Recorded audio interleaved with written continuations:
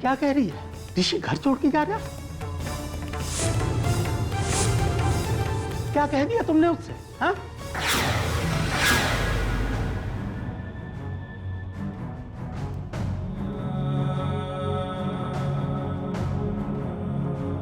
क्या कर रहा है ऋषि? पागल हो गया क्या तू? देख तू कहीं नहीं जाएगा, छोड़ से।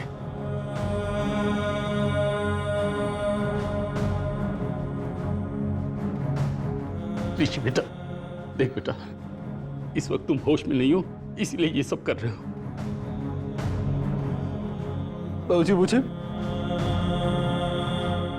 मुझे माँ ने घर से निकल जाने को कहा है बाबूजी।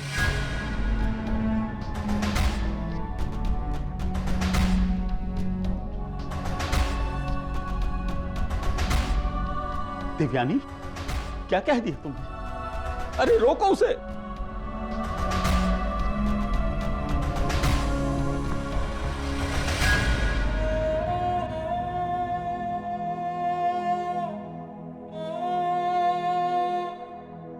बाबूजी,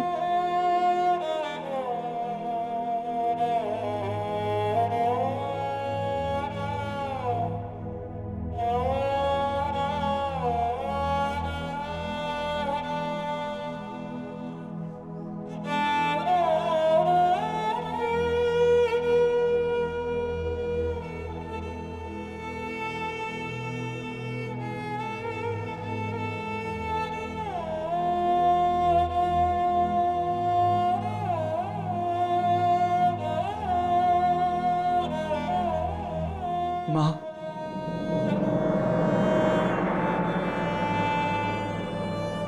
माँ, मैं आपकी नाराजगी समझ सकता हूँ, लेकिन आई होप आप मेरी मजबूरी भी समझे।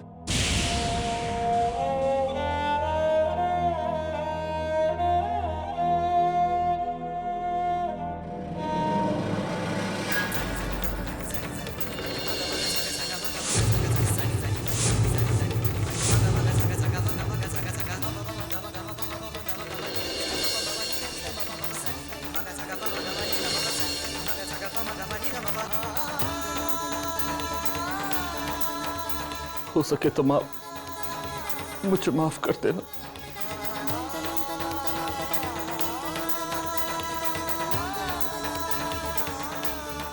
भैया,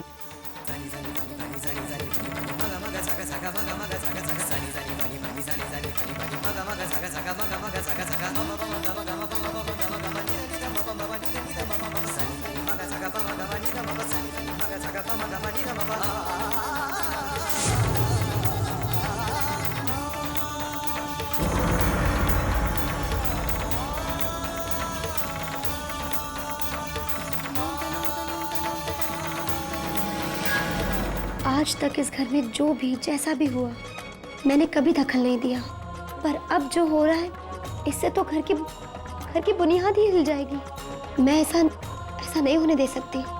आखिर ये मेरा घर है, मेरा परिवार है, मैं इसे ऐसे बिखरते हुए कैसे देख सकती हूँ? इस घर की बहू होने के नाते अपने घर को, अपने परिवार को एकजुट रखना भी मेरा कर्तव्य है, जो कि मैं निभा कर रहूंगी। ये मेरा वादा है अपने आप से।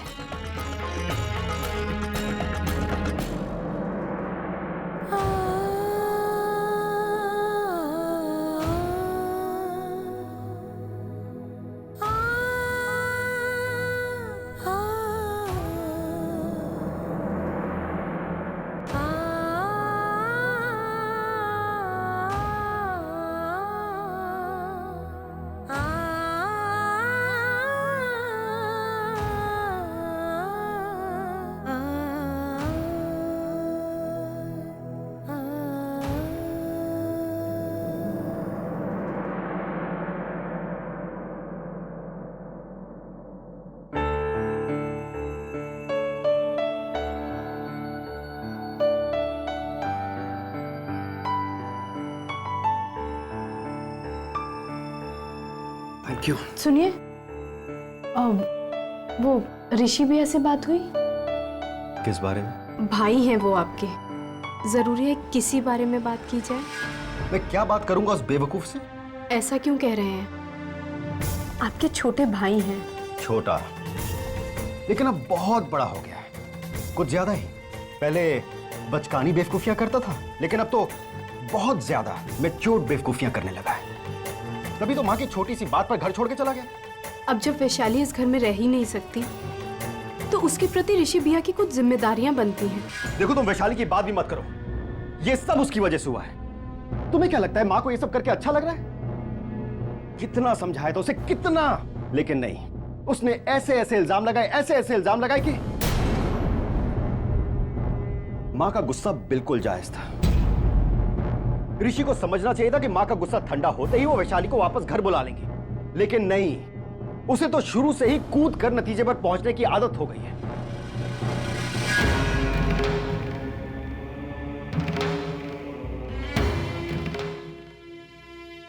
ऐसा मत कहिए।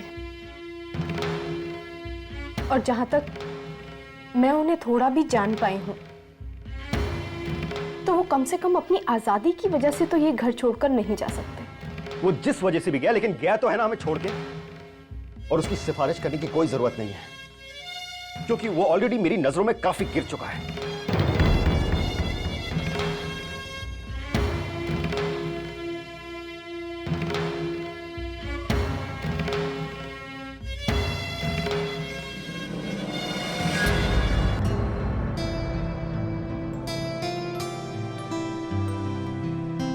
चाय तो एकदम ठंडी हो गई, दूसरी मंगवाता हूं।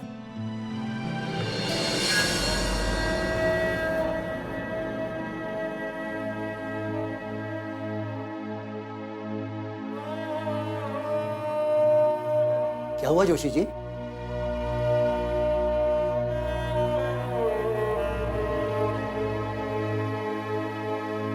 जोशी जी, अरे आप तो कुछ नहीं शर्मा जी, क्या हुआ बताइए तो सही। शर्मा जी, लगता है मेरी नौकरी तो गई। क्या कह रहे हैं आप तो मुझसे ज्यादा सीनियर हैं यहाँ पे। हाँ शर्मा जी, अपनी जिंदगी के पूरे साल मैंने इन ऑफिस वालों को दे दिए, और आज ये लोग अब आप ही बताइए शर्मा जी कि इस उम्र में मुझे कौन नौकरी देगा। संभालिए अपने आप को। मैं एक बार बात जरूर करूंगा बड़े बाबू से, हौसला रखिए।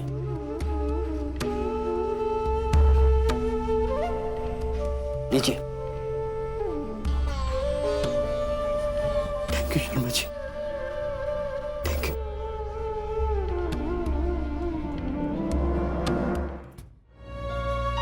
समझ में नहीं आ रहा इस घर में क्या हो रहा है, लेकिन जो भी हो रहा है सब गलत हो रहा है।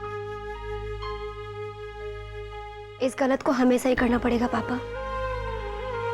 हम हाथ पे हाथ रखकर नहीं बैठ सकते। पर हम कर भी क्या सकते हैं नियति। आज सुबह दुकान जाते समय भी मैंने कोशिश की, पर आगे से इनका जवाब ऐसा मिला कि आगे की बात करने का मतलब ही नहीं बनता। समीर भैया को तो फिर भी अप्रोच किया जा सकता है, लेकिन माँ और वैशाली भाभी और ऋषि भैया, वो तो बहुत ज्यादा हर्ट है। बेटा उसके ऊपर तो सबसे ज्यादा बुरी बीती है बेचारा। अरे उसने भी तो अपना बच्चा खोया है। और हम अपने परिवार को इस तरह बिखरने नहीं दे सकते। तुम सही कह रही हो नियति। हम सब भी यही चाहते हैं कि हमारा ये परिवार कभी ना टूटे, पर फिर वही सवाल आ जाता है कि कैसे। मध्यम मार्ग अपनाकर। मध्यम मार्ग? बीच का रास्ता। क्योंकि जहां सामने वाला जिद ठान कर बैठा हो ना, वहां बीच का रास्ता ही काम आ सकता है। इससे पहले कि देर हो जाए, हमें कुछ ना कुछ करना पड़ेगा। क्योंकि अगर एक बार दूरियों की आदत पड़ गई ना, तो फिर पास आना मुश्किल हो जाएगा। ठीक है बेटा, मैं देवयानी को समझाने की कोशिश करता हूँ। मैं ऋषि भैया से बात करता हूँ। हाँ, ये ठीक रहेगा। अरे भी तुम दोनों ऑफिस के लिए निकलो वरना लेट हो जाओगे। हाँ चलो चलो चलो, बैग ले लो। मैं तुम्हारा टिफिन बना देती हूँ। इसे पैक कर दीजिए। कितना हुआ? 1500। बाय द वे, आज आपका छोटा भाई नहीं नजर आ रहा।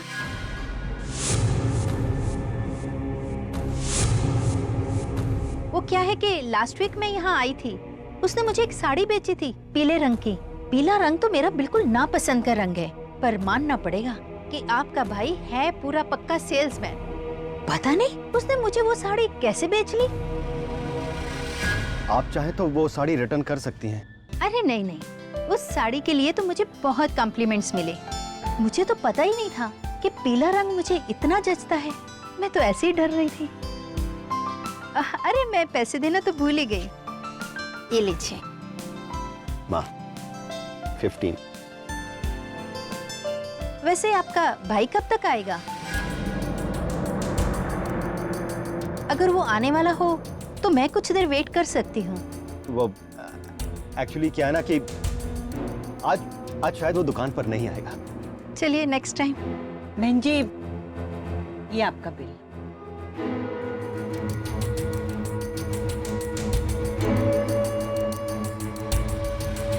समीर, तुम्हें दुकान अकेले संभालने में प्रॉब्लम हो रही है ना? तुम फिक्र मत करो, मैं बहुत जल्दी किसी हेल्पर का इंतजाम कर दूंगी। नहीं माँ, ऐसी कोई बात नहीं है, मैं मैनेज कर लूंगा। लेकिन अगर ऋषि होता तो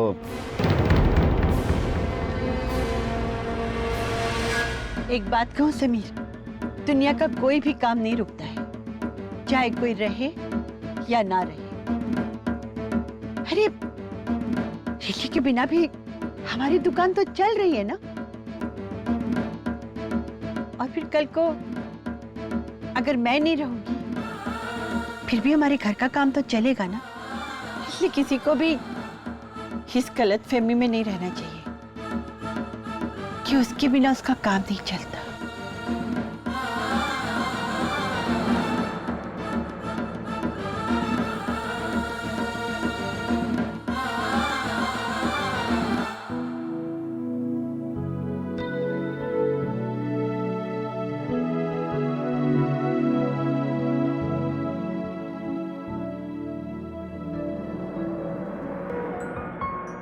अरे भारती, क्या कर रही हो? लेटी रही। जब आप आंखें बंद करके लेटे हुए थे तो इतना ज्यादा थके हुए लग रहे थे कि मैं क्या बताऊं। मैंने सोचा थोड़ा आपका पाँव दबा दूं, थोड़ा तो आराम मिल जाएगा ना आपको। ऑफिस में कोई ज्यादा काम तो नहीं है ना, या फिर कोई नई टेंशन? प्रॉब्लम तो थी, लेकिन ये चेहरा देखते ही दूर हो गए। आप भी ना इतना ज्यादा थके हुए लेकिन बातें बनाना नहीं छोड़ते। सच कह रहा हूं भारती, मैंने अपनी जिंदगी की बड़ी से बड़ी टेंशन सिर्फ तुम्हारा चेहरा देखकर दूर की है। लेकिन बेचारे जोशी जी, उनकी तो पत्नी भी अब नहीं रही, बच्चे ना होने के बराबर। ऊपर से लगता है भारती अब शायद उनकी नौकरी भी नहीं रहेगी। क्या? हे भगवान। बेचारे अकेले आदमी, एक तो जीना वैसे ही आसान नहीं होगा उनके लिए, ऊपर से अब नौकरी। सच भारती, आज उनकी हालत देखकर बहुत बुरा लग रहा था मुझे। जब मुझे सुन के इतना बुरा लग रहा है तो आपने तो बरसों से उनके साथ काम किया है। खैर, आप इतना मत सोचिए, आप सो जाइए। भगवान ने चाहा तो सब ठीक हो जाएगा। सो जाइए।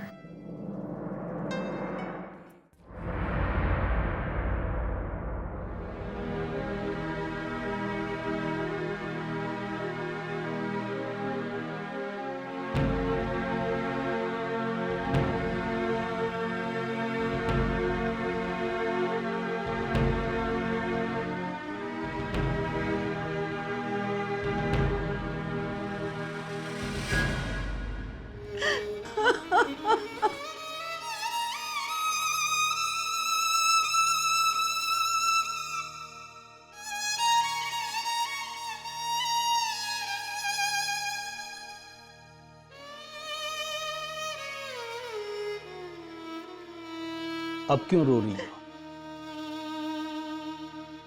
मैं कोई भूत हूँ जो मुझे सब छोड़ के भाग जाते हैं, सब अवॉइड करते हैं मुझसे। क्यों? कहने को तो सब मेरी इज्जत करते हैं, मुझे मालूम है सब दिखावा कर रहे हैं, सब दिखावा कर रहे हैं।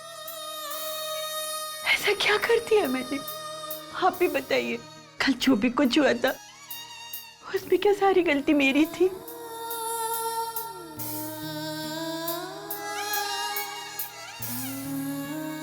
बिल्कुल नहीं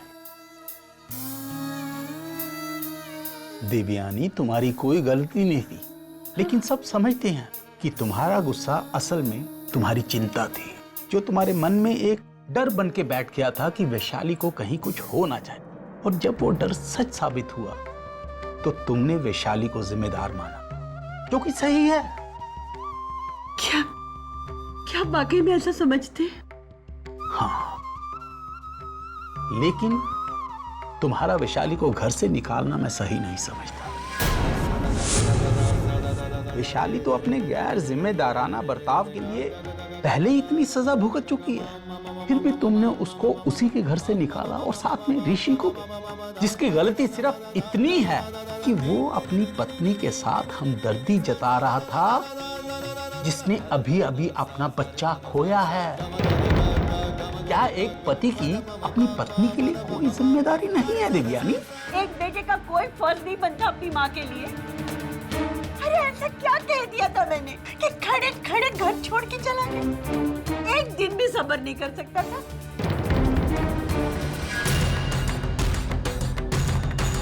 जाने दो उसे।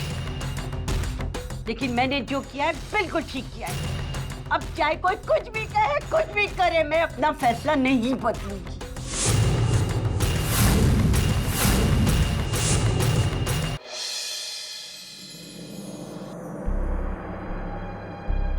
क्या हुआ? मुझे नहीं लगता अब कुछ हो पाएगा। डैड ने मॉम से बात की तो वो अभी भी इसी बात पे अड़ी हुई हैं कि उन्होंने जो किया वो सही किया। ना तो वो वैशाली भाभी को माफ़ करने को तैयार है, ना ऋषि भैया से बात करने को। रोहिणी भाभी ने भी समीर भैया से बात की, पलट क्यों नहीं सुनना पड़ा कि तुम इस मामले में टांग मत अड़ाओ। तुम भी तो ऋषि भैया से बात करने वाले थे ना? की ना मैंने, लेकिन उससे कुछ भी नहीं हुआ। पता है, ऋषि भैया बहुत ज़्यादा हर्ट है। मैंने उनसे कहा कि घर आ जाओ, तो कहते हैं कि अकेला कैसे आ जाऊं।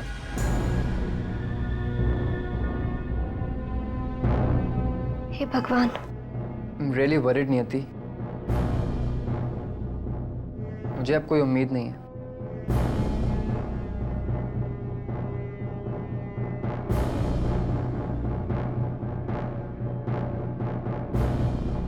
लेकिन मुझे अब भी उम्मीद है। अंबर, एक उपाय है जिससे सब कुछ ठीक हो जाएगा। रियली? हाँ, लेकिन उसकी कामयाबी के लिए हम सबको मिलकर काम करना होगा। लेकिन वो उपाय है क्या? अभी नहीं अंबर, सुबह बताऊंगी सबके सामने।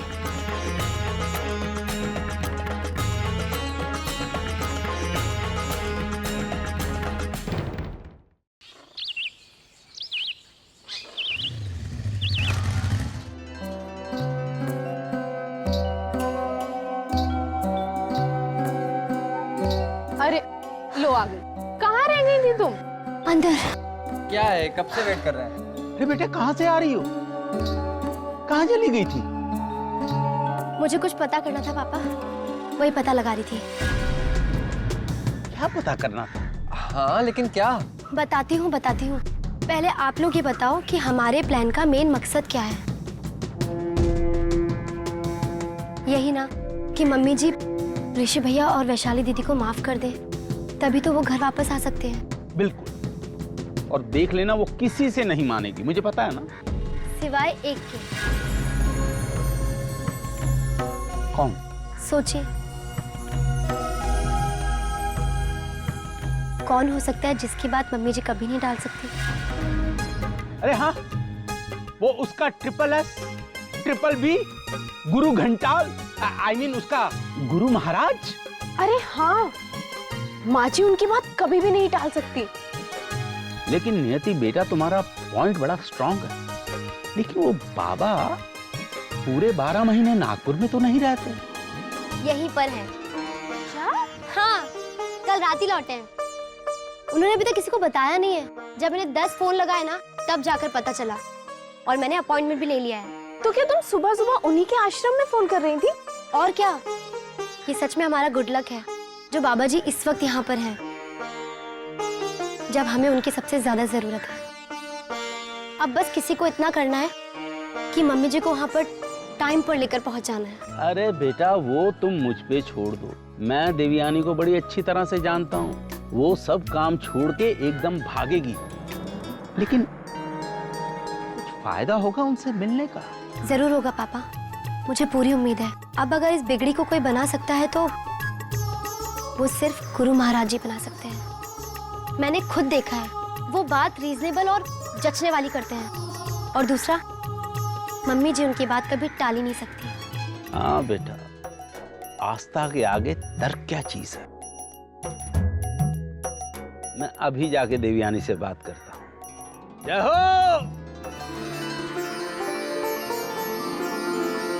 देवयानी। हाँ जी। 2 मिनट रुको, मैं भी तैयार होकर आ रहा हूँ। अरे वाह, इन्हें तो दुकान के काम में भी इंटरेस्ट आने लगा है। अच्छा है कि आपको दुकान के काम में इंटरेस्ट आने लगा है। ये बेचारा अकेले दुकान संभाल रहा था। दुकान पे जाने की बात कौन कर रहा है? फिर कहाँ जाने की बात कर रहे हैं? अरे तुम चलो तो सही, तुम्हें किसी से मिलवाना है। ये मेरा किसी से मिलने का वक्त है क्या? हर किसी से नहीं, लेकिन अपने गुरु महाराज से मिलने के लिए तुम वक्त का मुंह कब से देखने लगी? फिर बाबा तो बनारस में वापस आ गए कल रात ही को। लेकिन ये बात सबको नहीं पता, सिवाय चंद सच्चे श्रद्धालुओं के। अरे आप कब से सच्चे श्रद्धालु हो गए भाई? मिसेस देवयानी शास्त्री सच्चे श्रद्धालु अपनी श्रद्धा का कभी ढिंढोरा नहीं सीखते। अरे तो फिर चलिए ना, हम यहाँ क्यों टाइम वेस्ट कर रहे हैं? ठीक है समीर, तुम दुकान पे चलो, मैं बाबा से मिलकर तुम्हें ज्वाइन कर लूंगी। जी माँ, मैं जरा टिफिन ले लेता हूँ। आप क्या खड़े हैं? जाके तैयार होकर आइए 2 मिनट में। बिल्कुल 2 मिनट, मतलब 2 मिनट है।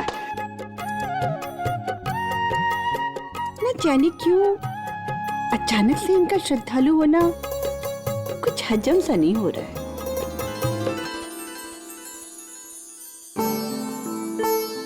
अरे अन्नी, ए अन्नी, तेरी मम्मी कहाँ चली गई सुबह सुबह है?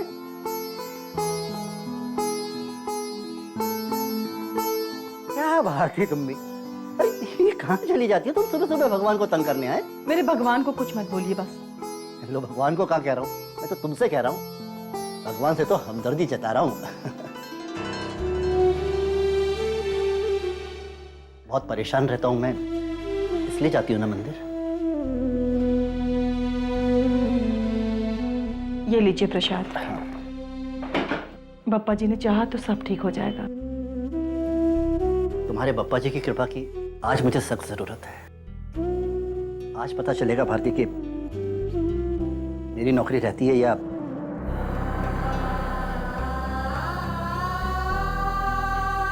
शुभ शुभ बोलिए। मैंने कहा ना, बप्पा जी ने चाहा तो सब ठीक हो जाएगा।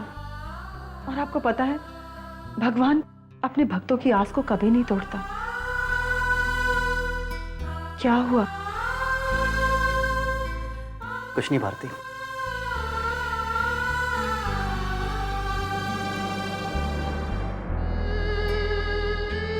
क्या बात है? देखो भारती, ये मत समझना कि मुझे तुम्हारी आस्था पर विश्वास नहीं है, लेकिन भगवान ना करे अगर मेरी नौकरी चली गई, क्या तुम मुझे गैर जिम्मेदार समझोगी? मैं क्या पागल हूँ जो आपको गैर जिम्मेदार समझूंगी? या मैं आपको जानती नहीं? भगवान न करे इस नौकरी को कुछ हो, और अगर हो भी गया तो मैं आपको कभी गलत नहीं समझूंगी। आज तक आपके साथ कदम से कदम मिला के चली हूँ और आगे भी चलूंगी। भगवान जो भी दिखाएंगे, सुख दुख, वो हम दोनों मिलकर देखेंगे। मेरा जो आपके साथ बंधन है वो सिर्फ कर्म का नहीं है, धर्म का भी है।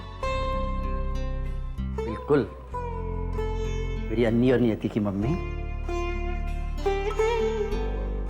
यही वाला हौसला तो चाहिए था मुझे तुमसे। चलता हूं।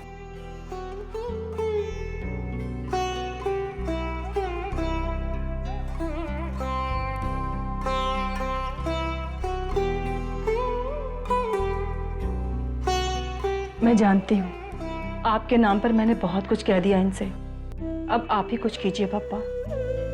मैं इनकी नौकरी के बचने की खबर सुनने तक मैं निर्जल व्रत रखूंगी। ना अन्न का एक दाना खाऊंगी, ना पानी की बूंद पीऊंगी।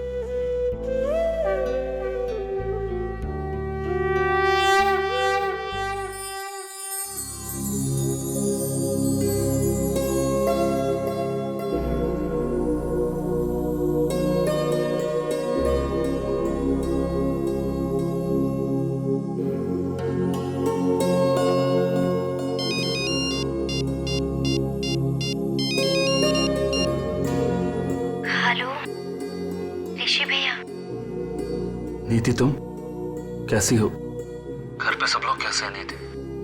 कैसे होंगे भैया, आप अपनी सुनाइए। मैं बिल्कुल ठीक हूँ। मुझे क्या हुआ है? वैशु भी ठीक है। जितनी होनी चाहिए उतनी तो ठीक है ही। भैया ऐसे ऐसे कब तक चलता रहेगा? क्या पता, दुकान में तो मैं जा नहीं सकता, तो मैंने नौकरी की तलाश शुरू कर दी। अब शायद नौकरी भी मिल ही जाएगी। हाँ, जरूर मिलेगी। भैया मुझे आपसे कुछ कहना है, फोन मत रखिएगा।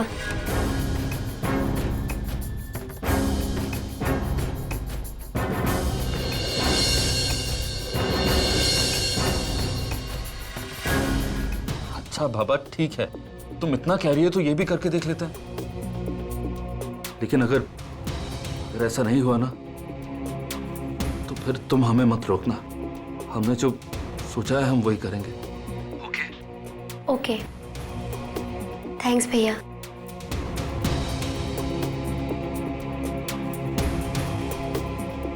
आई होप गुरु महाराज जी के यहाँ पर सब कुछ ठीक चल रहा हो।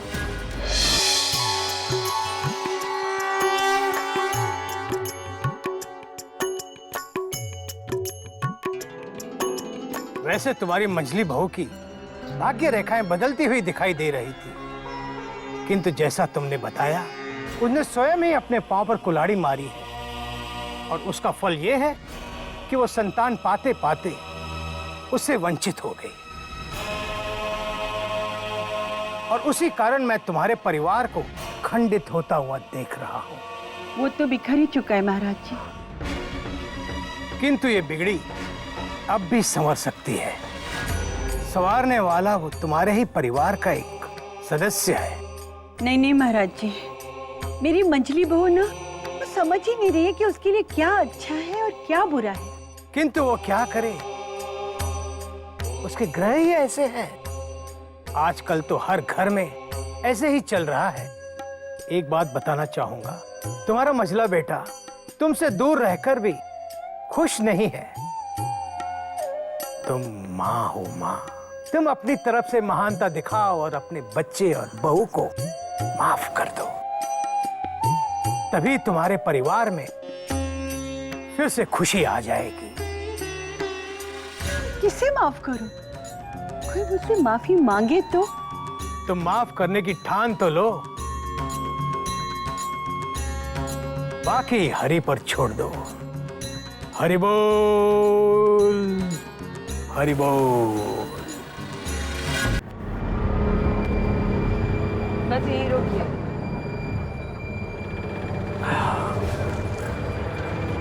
लो।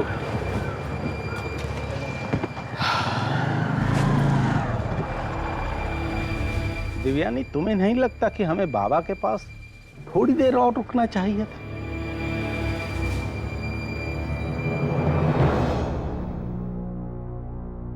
अंदर चलो, अंदर चल के इंतजार कर लेना।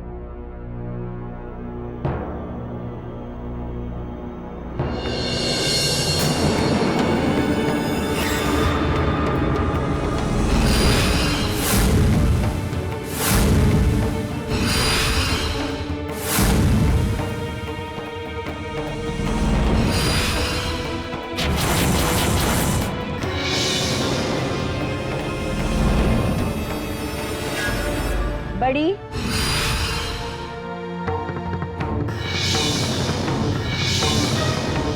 इन दोनों से कहो ना कि बाहर खड़े रहने की कोई जरूरत नहीं है।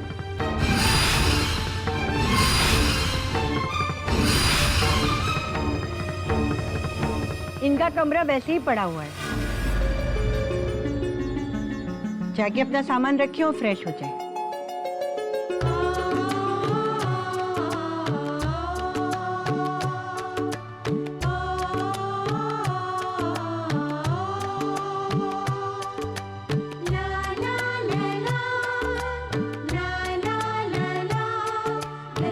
बस बस खुश रहो।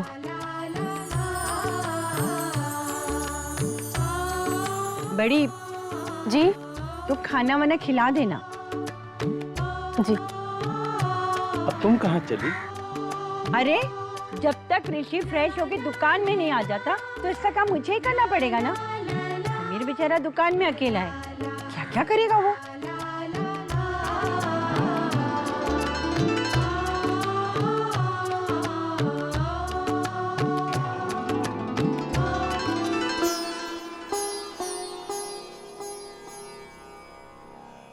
वैशाली, अब तुम लोग अपने कमरे में जाओ, मैं तुम्हारे लिए कुछ खाने को लेकर आती हूँ। दीदी, अरे तुम कहाँ आ रही हो? किचन में। मैं भी आपकी हेल्प करूंगी। वैशाली, इस हालत में तुमसे हेल्प लेकर अपने ऊपर मुझे पाप नहीं चढ़ाना है। और फिर हेल्प करने के लिए पूरी उम्र पड़ी है। ऋषि, इसको अपने कमरे में ले जाओ। जितना ये रेस्ट करेगी उतना इसकी सेहत के लिए अच्छा है। जाओ बेटा, आराम करो, खुश रहो।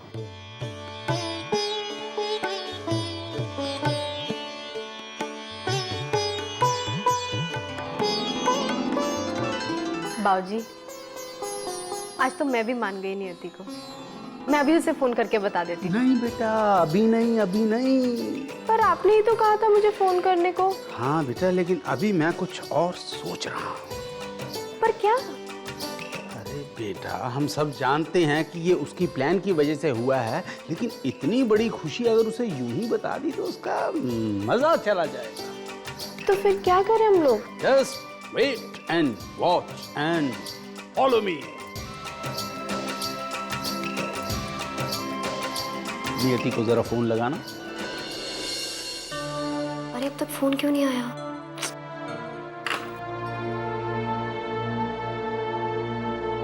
मैं ही कर लेती हूँ। हेलो पापा, वहाँ सब ठीक तो है ना? अरे नियति बेटा, यहाँ घर में बहुत बड़ा कांड हो गया, तुम जल्दी से घर आओ।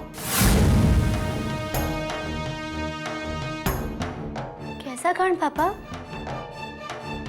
गुरुजी मम्मी जी को नहीं समझा पाए क्या? या मम्मी जी को पहले से सब पता चल गया? तब तो मम्मी जी बहुत गुस्सा हो रहे होंगे ना? अरे बेटा, फोन पे सारी बातें नहीं बताई जा सकती। तुम ये बताओ, तुम्हारा कितना काम बाकी बचा है? काम तो ज्यादा नहीं है पापा, लेकिन आप हिंट दीजिए ना, बात क्या है? क्या तुम घर आ जाओ तो घर में आके आराम से बात करते हैं। घर आओ।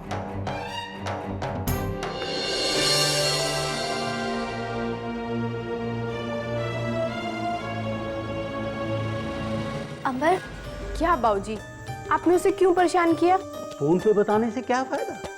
इतनी बड़ी खुशी टेलीफोन की इतनी लंबी तारों से होकर उस तक पहुंचते पहुंचते तो इतनी सी रह जाएगी। एक बार नियति जब घर में आएगी और ऋषि और वैशाली के रूप में अपनी प्लान को कामयाब होते देखेगी तो सोचो जरा उसे कितनी खुशी होगी। हाँ बाबूजी, खुशी तो इतनी बड़ी है कि मैं तो अंदाजा भी नहीं लगा सकती। अब बेटा चाय भी लेके आओ, एक प्लेट में कचौड़ी और समोसे भी लेके आओ, और एक प्लेट में रसगुल्ला और गुलाब जामुन। जाओ बेटा। क्या बाबूजी, आप भी, मैं लेकर आती हूँ।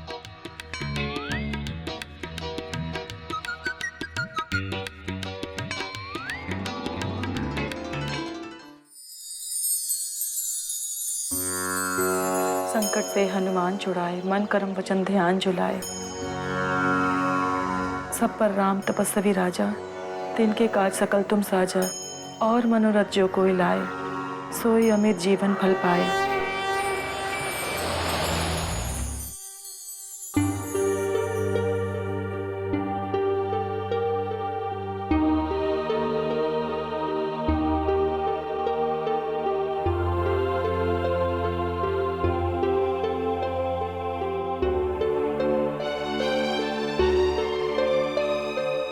बेचारे जोशी जी पता नहीं किस हाल में होंगे।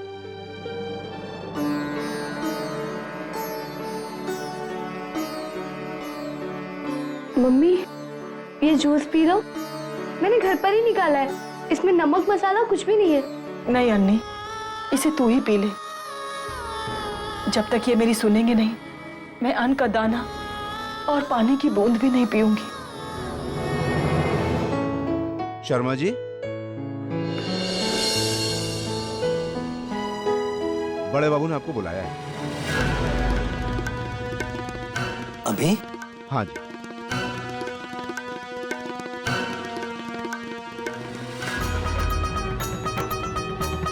मेरी मम्मी की प्रार्थना सुन लो पप्पा, मेरे पापा की नौकरी बचा लो।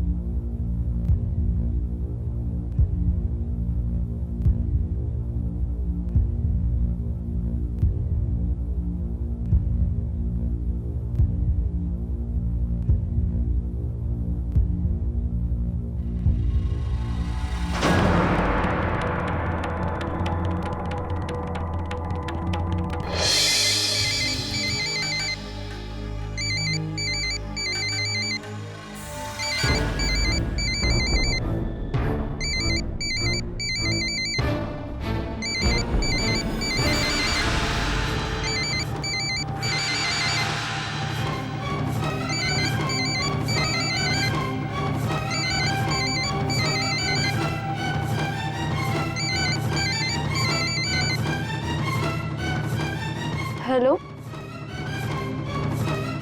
क्या?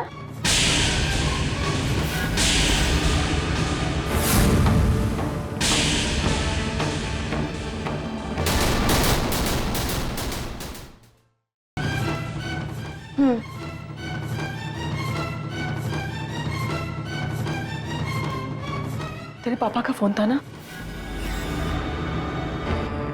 बोलना। अन्नी बोलना बेटा। अरे तू कुछ बोलती क्यों नहीं?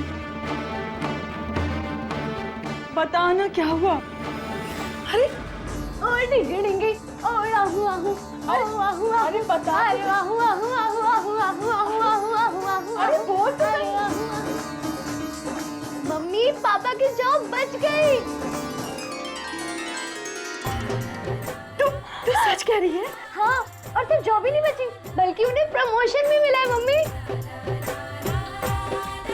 पापा, आपने हम सबको बचा लिया, सब आपकी कृपा है। मम्मी, पापा ये भी कह रहे थे कि वो आज घर आने में उन्हें देर हो जाएगी। क्यों? अरे वो ऑफिस की कुछ फॉर्मेलिटीज होंगी ना प्रमोशन की, इसलिए। अच्छा हाँ, पापा ने ये भी कहा है कि अपनी मम्मी को बोल कि आज घर में खाना ना बनाए, आज हम बाहर खाना खाने जाएंगे। अरे लेकिन कहाँ? अब वो तो सरप्राइज है, पहले आप ये बताओ कि अब तो जूस पियोगी? जा, अब भी लाती हूँ 5 मिनट में।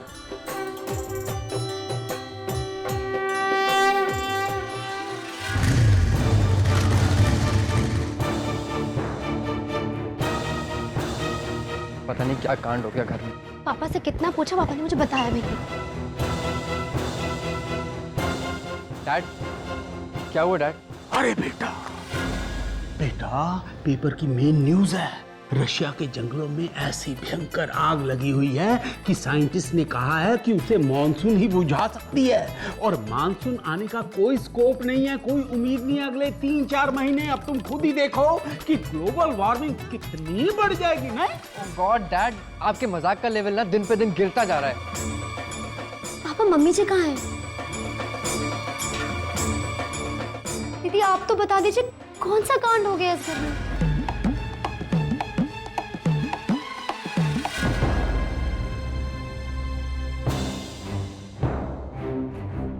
दीदी वो किचन में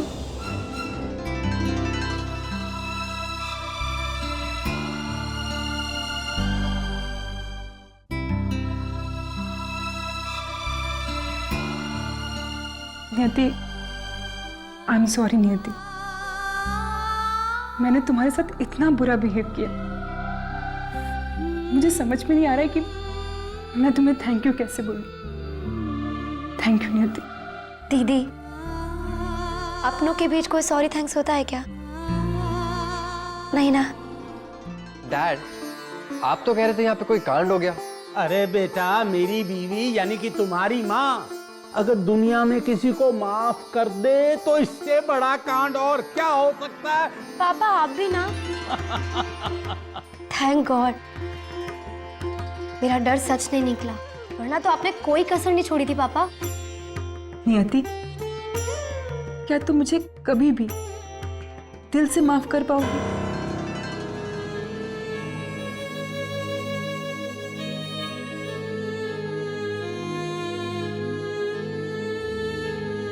दीदी आप मुझसे बड़ी हैं, माफी मांगकर मुझे और छोटा मत कीजिए। मैं सब कुछ भूल चुकी हूँ, आप भी भूल जाइए।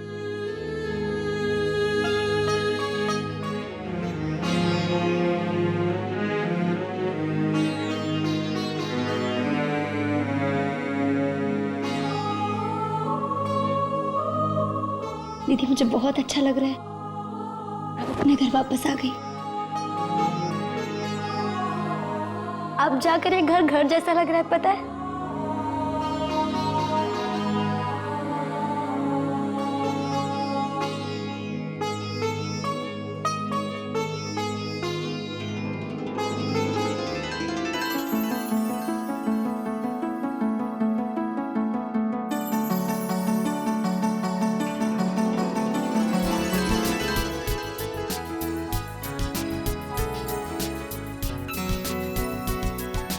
दोनों में से कौन सी अच्छी है?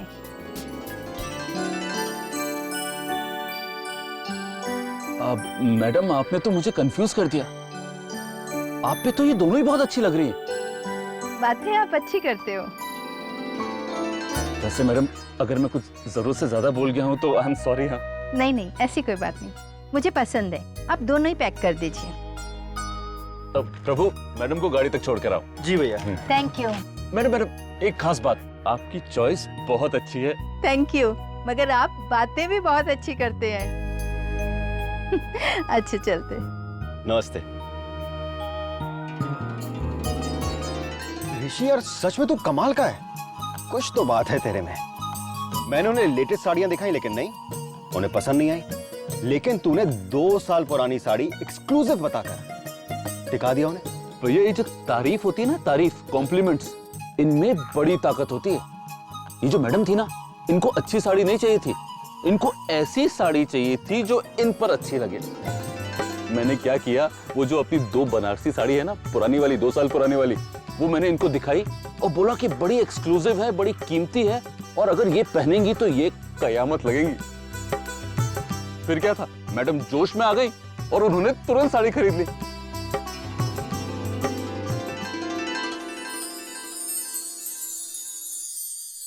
अभी तुम जवान हो, अभी तुम जवान हो, हाय अभी तुम। कुछ भी कहो, कितना अच्छा हुआ ना ऋषि और वैशाली घर वापस आ गए। ये सब आप ही की वजह से हुआ ना? मेरी वजह से या तुम्हारे गुरु महाराज की वजह से? क्या बात कर रहे हैं आप? अरे गुरु महाराज के पास जाकर इस समस्या का समाधान मांगने का विचार तो आप ही के दिमाग में आया था ना? अब तुम किसी और से मानने वाली नहीं थी ना, इसीलिए। और ये बात आपसे ज्यादा और कौन जानता था? कमाल की बात है ना कि जब हम आश्रम से वापस आए उसके पहले ऋषि और वैशाली यहाँ पर मौजूद थे और उन्होंने मुझसे माफी भी मांग ली। और ये तुम्हारा बड़प्पन है कि तुमने उनको माफ भी कर दिया। Very good. हाँ, वो तो करना ही था ना। ये सब आपका ही प्लान था ना? प्लान? कौन सा प्लान? अब बनिए मत। हाँ, मुझे अच्छी तरह पता है कि ये सारा प्लान आपके दिमाग की उपज थी। तुम जानती थी तो फिर तुम नाराज क्यों नहीं हुई? क्यों होती? मेरे दिल नहीं है क्या? अरे मैं तो बहुत खुश हूँ कि मेरा बेटा और मेरी बहू घर में वापस आ गए और मेरी गलती भी सुधर गई।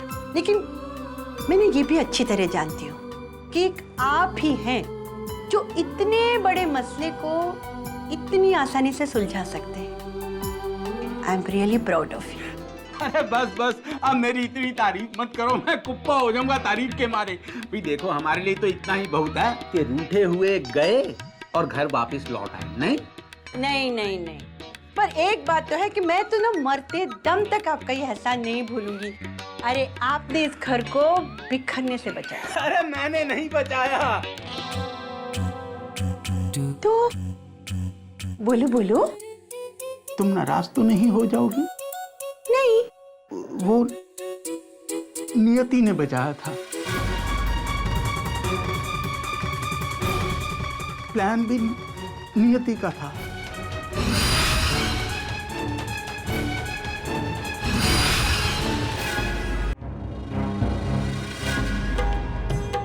मैं जानती थी। तुम जानती थी? हाँ हाँ, मैं जानती थी। अरे इतने साल हो गए आपके साथ गृहस्थी चलाते हुए, आज तक आपने इतनी समझदारी की बात की है? और किसी ने भी नहीं की है। और बाकी सबको तो जाने दो, मैंने खुद इतनी समझदारी की बात नहीं की। और सचमुच नियति ने जो भी कुछ किया है ना, मुझे अपनी गलती का एहसास हो गया है। मैं उसके जज्बे की कदर करती हूँ। सचमुच मुझे उस पर गर्व है। अब थोड़ा बहुत गर्व हम पर भी कर लिया करो।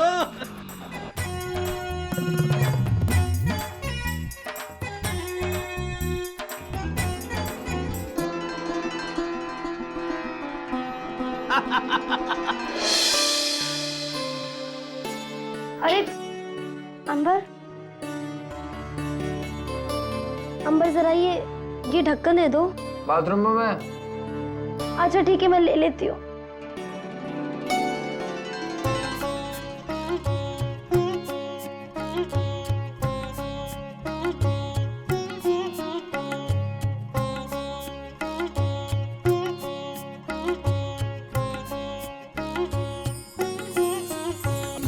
थैंक यू अंबर।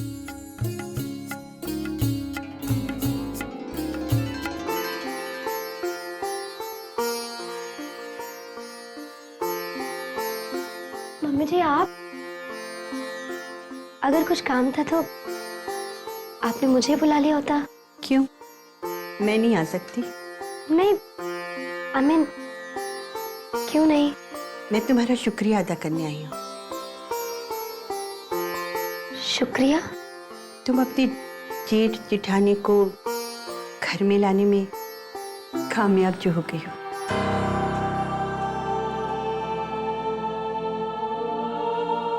घबराओ मत, मैं तुम्हें क्रिटिसाइज करने नहीं आई हूँ,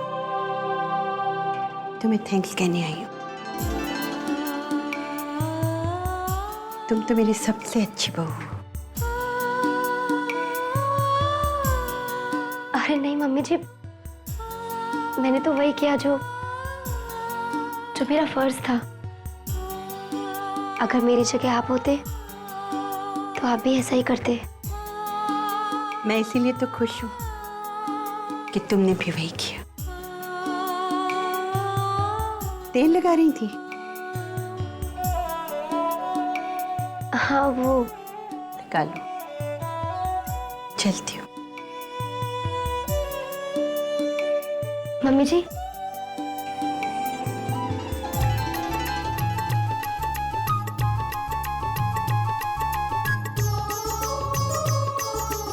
थैंक यू मम्मी जी।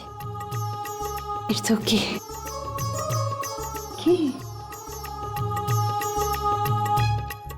आपने मुझे माफ कर दिया।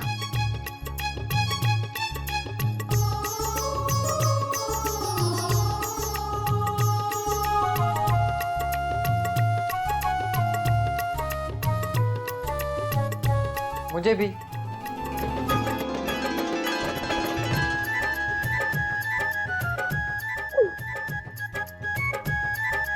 तो तुमने अपनी सास को पटा ही दिया। अंबर, आज मैं इतनी खुश हूँ, इतनी खुश हूँ, इतनी खुश हूँ ना, इतनी खुश तो अपनी शादी के दिन भी नहीं थी। What? और क्या,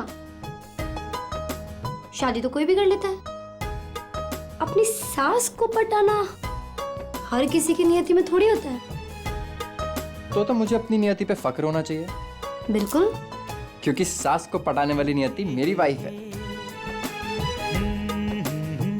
आई विश ऐसे पल तुम्हारी लाइफ में बार बार आए, ताकि ऐसे पल मेरी लाइफ में बार बार आए। कैसे पल? ऐसे।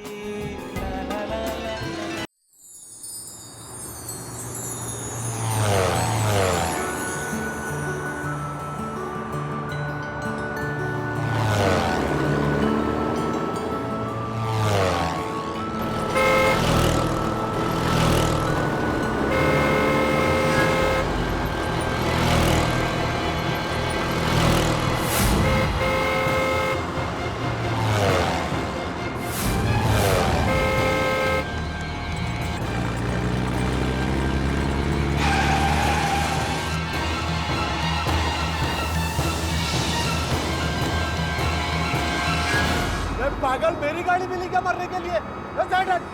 जल्दी निकल।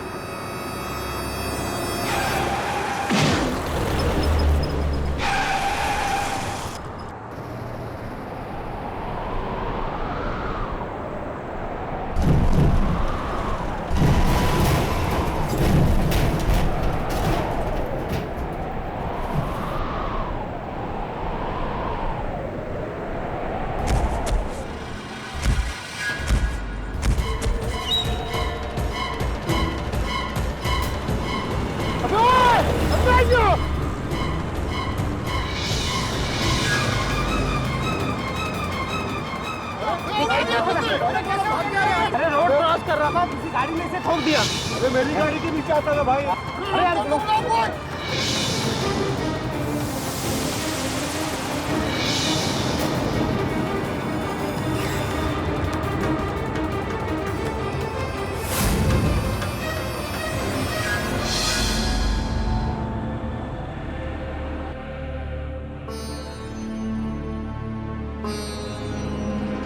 मम्मी, आज आप सच में बहुत खूबसूरत लग रही हो मेकअप करके।